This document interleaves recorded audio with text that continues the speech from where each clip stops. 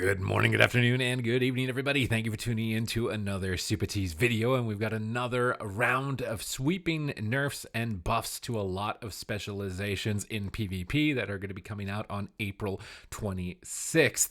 And as we all know, there's been a lot of really powerful things going on in PvP at the moment, and this seems to be another wave addressing some of those problems and outliers. And if you want to make sure that you're staying up to date with changes such as these, so you know what's going on in the game and in the meta at all times, make sure you hit the subscribe button so that you'll stay ahead of the competition, as I do try to bring this information onto the channel basically as soon as it's available so that we all can perform our best here. But these changes that came through addressed 7 specializations. Curious to see if they address more, and I'll talk about that after we go over the initial changes that have happened. Right now, for Mage Fire specifically, is going to be getting a 25% nerf to its Blazing Barrier Absorb. I don't know if this will also apply to the Blink Stun, where you are granted a Blazing Barrier after blinking. I would assume that it is because it's considered a barrier. They've said that this will also affect the Blazing Barrier casted by the Triune Ward, although I'm not sure how many mages other than Fire specifically are even still playing this, and even Fire I don't think are still playing Triune Ward. The main problem with Mage at the moment and Warlock has been the Echoing Resolve trinket, providing you immunity to CC after being interrupted, being able to blink out of stuns so that you can't really punish that trinket on a mage particularly. And I would have really liked to seen that trinket receive some type of change here with this update, but it didn't. This is still nice. It's still in the ballpark of reducing the survivability on Fire Mage, which is extremely high at the moment with how much control it has in the match. Paired up with that level of survivability is the same as being Roadhog Tracer in Overwatch or something like that, having the mobility and the control and still being really tanky. So it's definitely in the right area, but I think that the trinket would have likely have been a better thing to target almost overall. But nonetheless, I think it makes a lot of sense. Mistweavers are receiving a 33% buff to their Life Cocoon Absorb. You're getting a buff. Is it going to make you viable?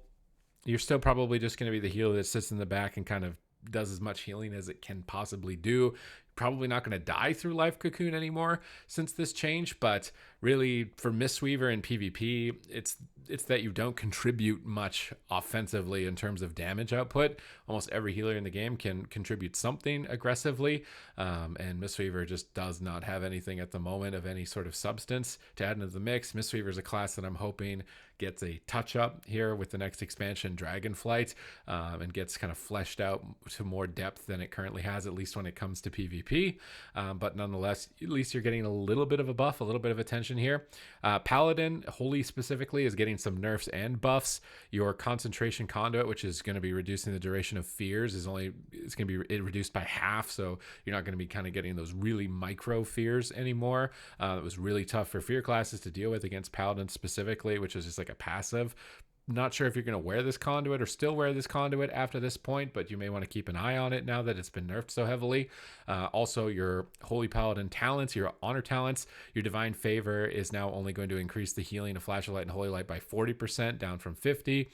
Probably still almost a guaranteed top off heal, especially when we consider that Holy Light is baseline getting buffed by 20%, and Flash of Light is also getting buffed 10%. In PvP at the moment, without Ret or Prot also receiving these buffs.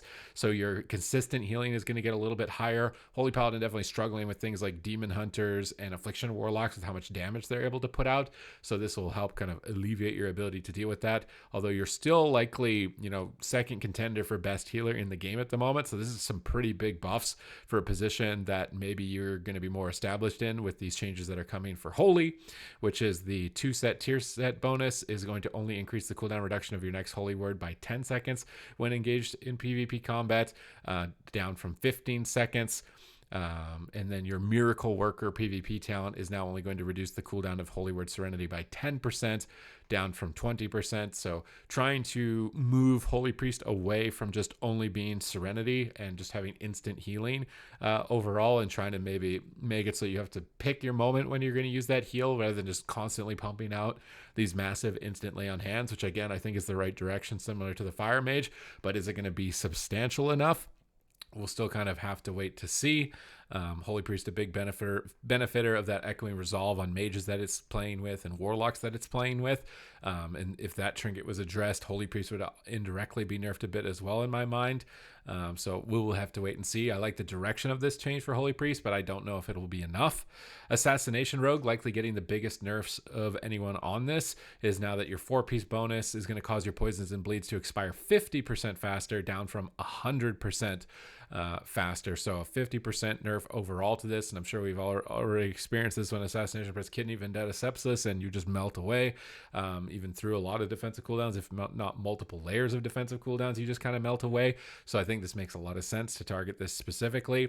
And yeah, that's just pretty basic. Resto Shaman, you're going to be getting some buffs here.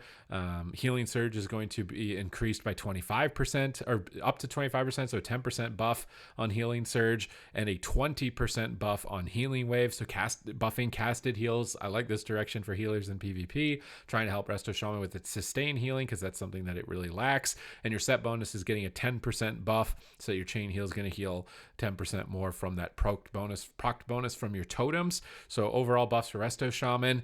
Have to wait and see if it's going to really be enough throughput for you to be able to kind of deal with the amount of damage that's going out. And again, more frustratingly for Resto Shaman was that Echoing Resolve trinket. As your class usually focuses on stopping damage, that trinket just can prevent you from being able to prevent damage that's coming out onto your team. So nice to get some buffs on probably the weakest healer at the moment here between Mistweaver and Shaman. Shaman probably getting the better of the buffs here. But I would have rather seen the Echoing Resolve trinket. And then the final change that they've decided to make is targeted towards the Protection Warrior one-shot, which is the 4-piece bonus is now only going to grant half of the amount of increased damage to Shield Slam, which we've seen people getting upwards of 60, maybe 80,000 critical strikes from the Shield Slam. So it is nice to see this round of changes. These changes, again, they're all in the ballpark. They're all moving towards a good direction in my mind. Is it going to be of enough substance to really move the pendulum enough? I don't know just yet. But I like the directions and what they're looking at. Still would have really liked to see the Echoing Resolve addressed. I think that would also then lead into things like, where's Destruction Warlock? I'm really surprised to not see Destruction Warlock on here either. I was expecting them to remove the stun from the 4-piece bonus for the Blasphemy stunning in, which gives you an extra Infernal stun. Kind of getting double Chaos Bolted for 60,000 and instantly stunned off the R with it seems a little bit excessive to me. So I was a bit surprised to not see that come through for Destruction specifically. But that Echoing Resolve would then again help out a bit with being able to deal with them. What I would like to see with the Echoing Resolve, if it's not completely removed from the game, is something like its duration being reduced. Again, so that maybe it's only 5 seconds of immunity to CC, so you land an interrupt, gives you a little bit of time, you can go for another interrupt 5 seconds later, it's going to last longer than normal, but even then that won't do much for mages being able to abuse the fact that they can blink out of it. So I've seen some suggestions towards making normal blink a longer cooldown to the same cooldown as Shimmer, so that you're not just always able to blink out of a stun. There might be occasions where you're not going to have that option for an escape. You get caught in a really long stun and you could be punished. Something along those lines I've seen for suggestions. Still a bit surprised to see Craven Stratagem for Hunter, kind of dodging constantly, having a 15-second cooldown Feign Death that just resets all dots. I was a bit surprised to see that not touched. It's one of those things where it's not something that instantly one-shots you, so it's not really something that you're thinking about, but it kind of prevents a lot of counterplay for a lot of specializations that aren't focused around one-shotting people, like dot classes. So I was a bit surprised not to see that. That's something I would have liked to have seen addressed, but I do think that these are, for the most part, moving in the right direction, addressing some very common outliers at the moment. And the fact that we got changes, was this going to be the patch where we just don't see any at this point? Because I think a lot of us are sitting like, is this just going to be how it is until 9.2.5 is a good sign? So maybe there's going to be more to come in the future as well. But other than that, that's all I've got here for this PvP update. Thank you very much for watching, and I will catch you in the next one.